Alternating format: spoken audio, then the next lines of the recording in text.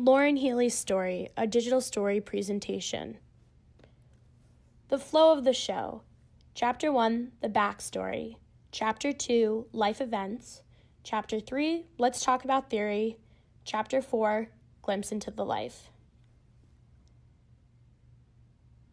Chapter 1, backstory of the Healy family. My father, Frank Healy, decided to travel to America due to growing tensions in Ireland from the Irish Republican Army and Great Britain. He left for America in 1984 in hopes for a better life through work. Arriving in America, my father found work in restaurant kitchens in Upper Manhattan.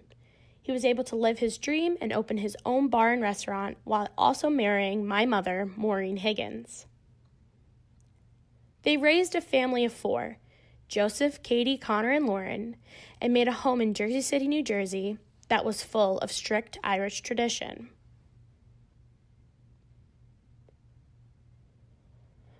What that means is that we practice our Catholic faith often. Family was one of our most important values in the household. We never talked about our emotions because that was unheard of in the Irish culture, and we constantly acknowledged the oppressed history the Irish people had felt in America. Chapter 2, life events. 9/11 is one of my earliest childhood memories.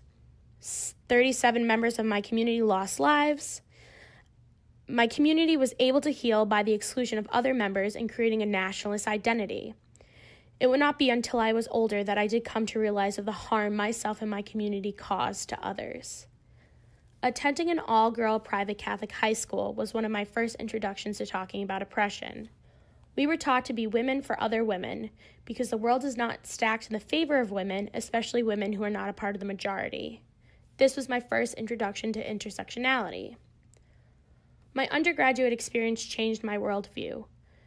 So many of my classmates had not experienced any diversity in their life.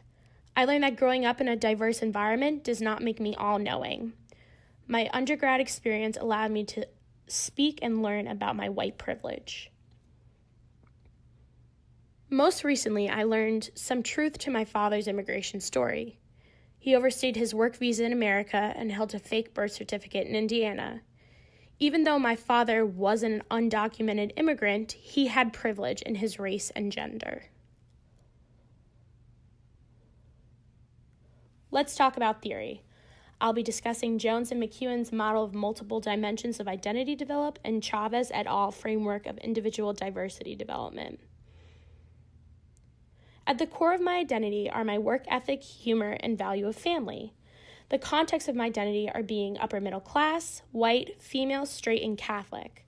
I have learned and am still learning the influence of the context of my identities and the role that plays in societies with others and my privilege. Growing up, I was very unaware of my privilege and how I contributed to an oppressive society. I only recognized and understood the oppression that Irish people had felt. High school opened my eyes to see how intersecting identities set the tone to how society will treat you, but I did not necessarily name my white privilege. Undergrad gave me a space to wake up and realize that just because I grew up in a diverse environment does not mean I understand diversity and oppression. I was finally able to name my white privilege and learn from it. Learning of my father's undocumented status highlighted to me that yes, he held an oppressed identity, but due to the influence of his other intersecting identities, he was never questioned. My development is currently processing through integration and validation. I'm working towards dismantling how I act as a white savior, how I continue to add to an oppressed society, and challenge myself to learn from my growth and that of others. My lived experiences have truly shaped who I am today, from happiness to the loss to now the questioning of self. I have so much work to do and learn in relations to my privilege. I am working to one day be able to operate in solidarity with marginalized groups through allyship. This process will be lifelong in building relationships of trust, accountability, and intentionality. Chapter 4, Glimpse into the Light.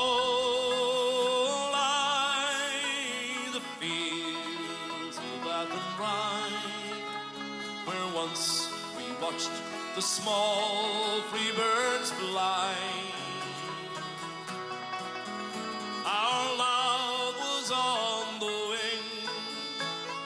dreams and songs to sing. It's so lonely around the fields of that